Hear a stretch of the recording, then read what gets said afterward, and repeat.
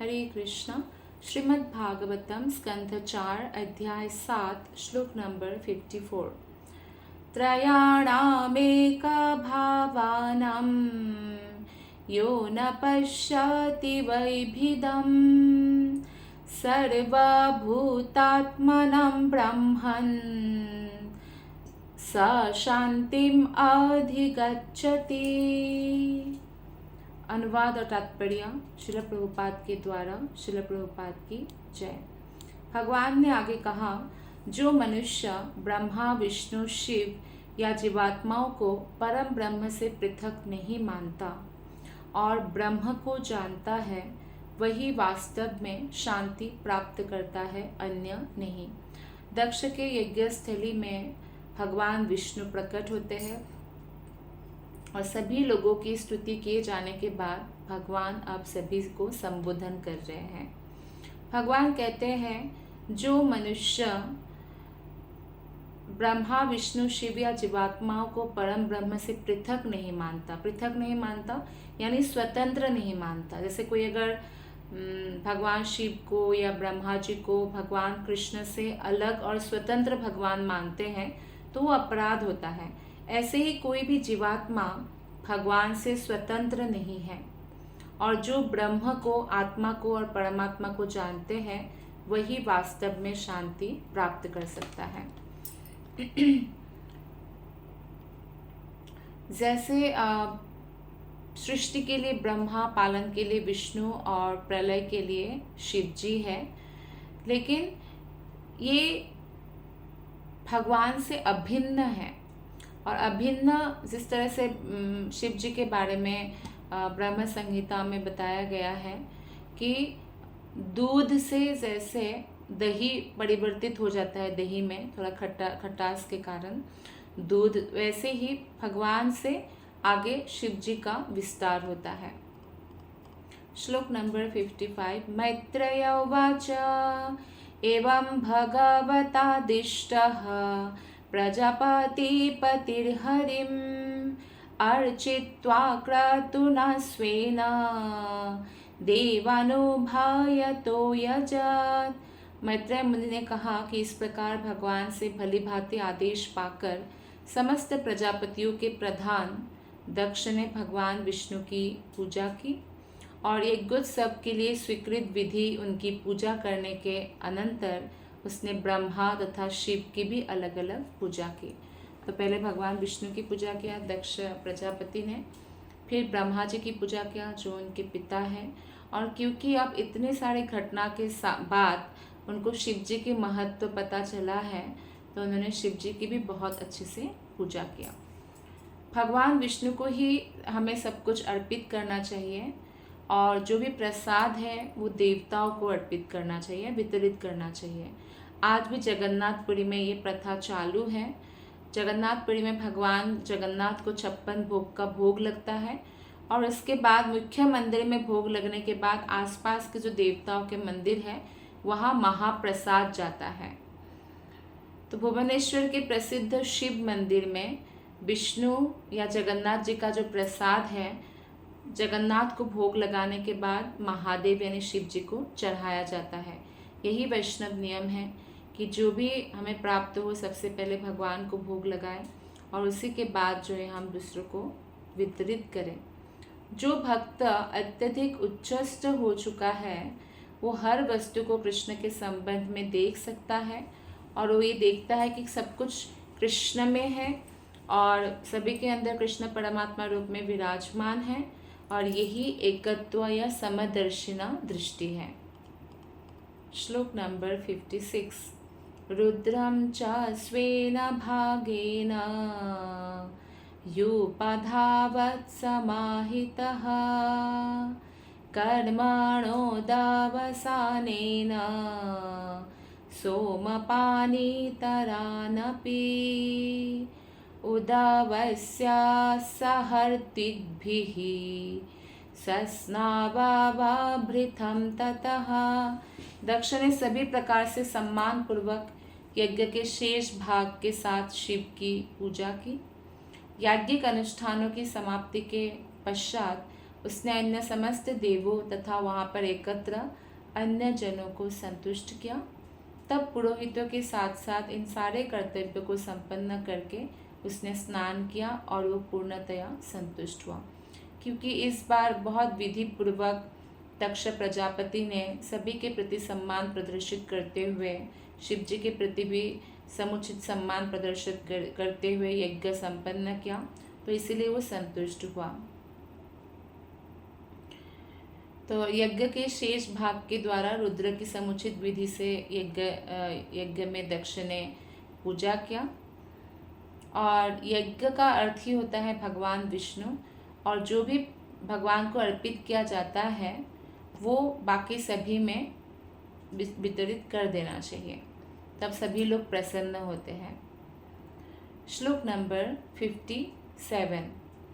तस्माऽप्यनुभावेन स्वनैवावाप्तराधसे धर्म एव मतिं दत्त्वा त्रिदशास्ते दिवं ययुः। इस प्रकार यज्ञ के अनुष्ठान द्वारा विष्णु की पूजा करके दक्ष पूर्ण रूप से धार्मिक पथ पर स्थित हो गया। इसके साथ ही यज्ञ में समागम समस्त देवताओं ने उसे आशीर्वाद दिया कि धर्मनिष्ठ हो, और तब वे चले गए। तो देवता लोगों का आशीर्वाद दक्ष को मिला कि वह धर्म में हमेशा स्थित रहे, कभी भी अधर्म का कार्य ना हो। तो ये बहुत बड़ा आशीर्वाद होता है, क्योंकि इससे व्यक्ति का कभी पतन नहीं होता।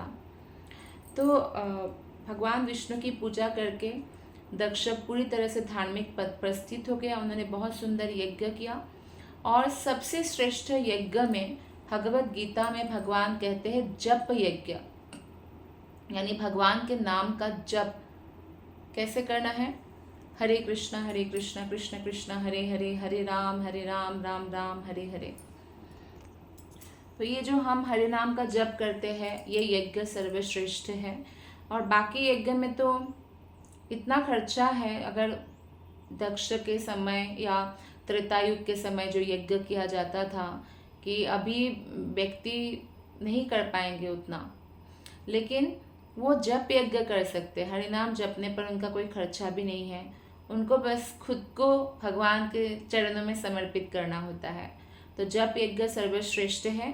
केवल जप यज्ञ करके ही हम समस्त जितने भी देवतागण हैं, समस्त प्राणियों का भी आशीर्वाद प्राप्त कर सकते हैं, क्योंकि सबका मूल कौन है, भगवान कृष्ण।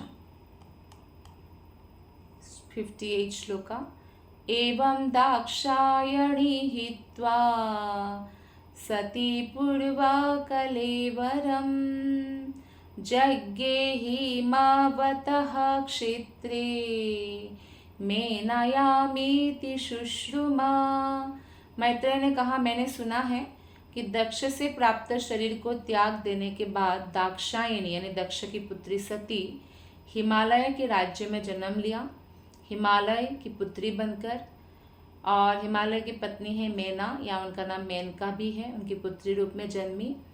और मैत्रेय मुनि ये भी निश्चित करते हैं कि इसे मैंने प्रामाणिक स्रोतों से सुना, यानी प्रामाणिक व्यक्ति से सुना। तो ये सत्य है कि हिमालय की पुत्री के रूप में सती देवी पुनः जन्म लिया पार्वती के रूप में, और पुनः वो भगवान शिव जी से ही विवाह करती है, क्योंकि शिव तत्व है और ये बहिरंगा शक्ति है। तो दोनों का ही उसमें दोनों का ही मिलन होगा, वो किसी अन्य को धारण नहीं करते हैं। 59 श्लोका। तमेवादायितं भूया आवृङ्क्ते पतिमंबिका अनन्या भावैका गतिं शक्ति सुक्तिव पुरुषम।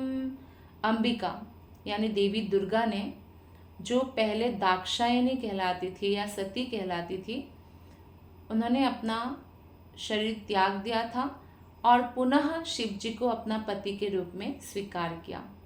इस प्रकार भगवान की विभिन्न शक्तियाँ नवीन सृष्टि के समय कार्य करती हैं। तो जितने भी जीवात्माएं हैं सारे भगवान की तटस्था शक्तियाँ हैं, और इसलिए हम सभी जीवात्माओं का यही कर्तव्य है कि हम परम पुरुष भगवान की सेवा करें।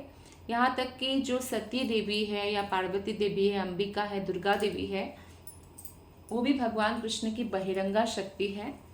और शिव जी और अंबिका का जो पति पत्नी का संबंध है वो शाश्वत संबंध है।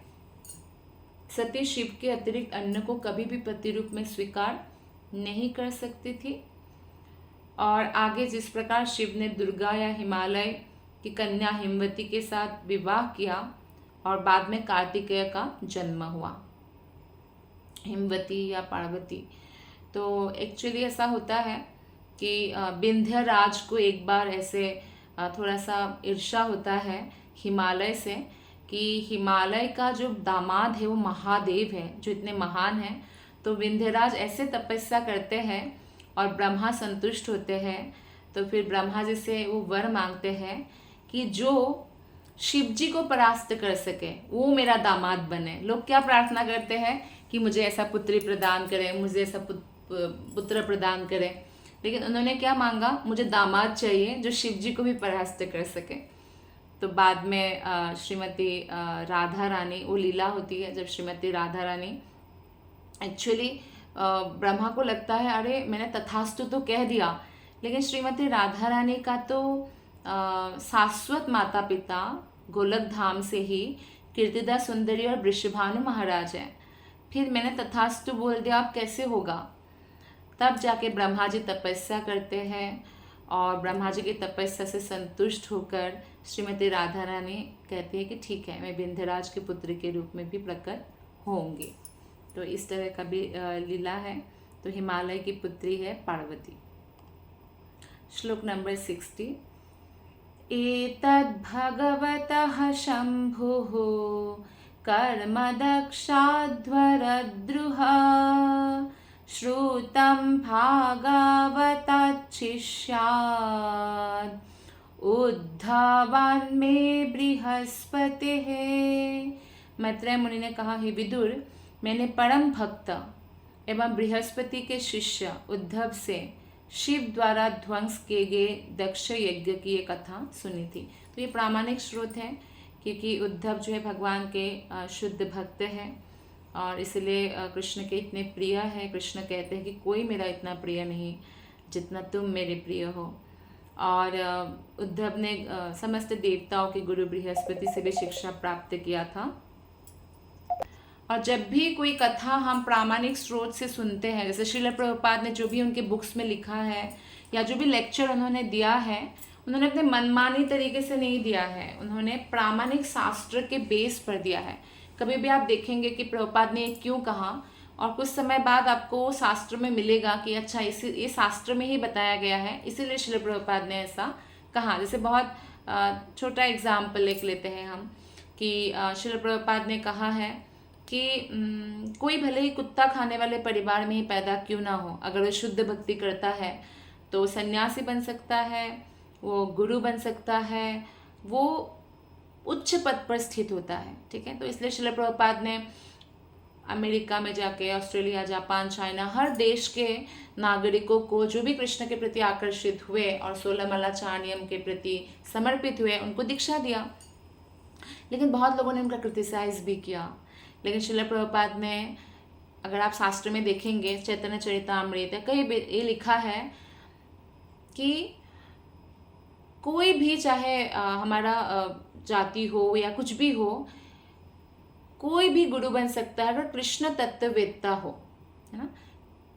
कि बात शूद्र की बात न्यासी, कोई भी हो, विप्र हो चाहे शूद्र हो चाहे सन्यासी हो या गृहस्थ हो, जो भी कृष्ण तत्ववेत्ता से ही गुरु है, तो वो गुरु बन सकते हैं। तो ऐसे हमारे शास्त्रों में बताया गया है। तो इस तरह से जो भी प्रामाणिक स्रोत से सुनते हैं वही ऑथेंटिक होता है। तो हमें भी अपने प्रचार में उसको रखना है। हम जब भी भगवत कथा करते हैं तो अगर हमें ये पता करना चाहिए कि जो हम बोल रहे हैं क्या वो प्रामाणिक है। अगर जैसे श्रील प्रभुपाद ने बोला है तो प्रामाणिक है, तो उनके लेक्चर सुन के हम बोल सकते हैं, क्योंकि श्रील प्रभुपाद ऑथेंटिक गुरु है, शास्त्र में पढ़ा हुआ होना चाहिए। तो ऐसा नहीं कि बहुत सारा हमने रील्स देख लिया, उसमें किसी ने कुछ कथा बोल दी और उस कथा को सुनकर हमने भी कथा बोल दिया गया। ऐसा नहीं होना चाहिए, पहले हमें उसकी प्रामाणिकता चेक करना चाहिए, नहीं तो वो मैसेज फिर और भी ज़्यादा जो है ब्रोकन होता जाएगा, फिल्टर्ड होता जाएगा। श्लोक नंबर 61। इदं पवित्रं परमेशसे स्थितं यस्य मायुष्यमघोघमर्षणं यो नित्यदा कर्ण्यनरोऽनुकीर्तयेत् धूनत्यघं कौरव भक्ति भावतः। मैत्रेय मुनि ने अंत में कहा, हे कुरुनंदन, विदुर को कहा, यदि कोई भगवान विष्णु द्वारा संचालित दक्ष यज्ञ की यह कथा जो हमने अभी सुना श्रद्धा और भक्ति के साथ सुनता है और इसे फिर से सुनता है, मतलब बारंबार अगर इस कथा को कोई सुनता है तो निश्चय ही इस संसार के समस्त कल्मश से विमल हो जाता है। अर्थात क्योंकि हमने ये कथा सुना और ये भागवत कथा सुनने का फल है कि हमारा जो है जितनी बार हम सुनेंगे उतना ही हमारा जो है कल्मश नष्ट हो जाएगा, पाप नष्ट हो जाएगा और फिर निश्चित रूप से हम भक्ति में आगे बढ़ेंगे। तो इस प्रकार श्रीमद् भागवत के चतुर्थ स्कंद के अंतर्गत दक्ष द्वारा यज्ञ की समाप्ति नामक 7वें अध्याय के भक्ति वेदांत तात्पर्य पूर्ण हुए। ग्रंथराज श्रीमद् भागवतम की जय, श्रील प्रभुपाद की जय, गुरु महाराज की जय, आप सभी भक्ति वृंद की जय। All glories to Guru Maharaj, all glories to Guru Maharaj, all glories to Guru Maharaj. Hare Krishna.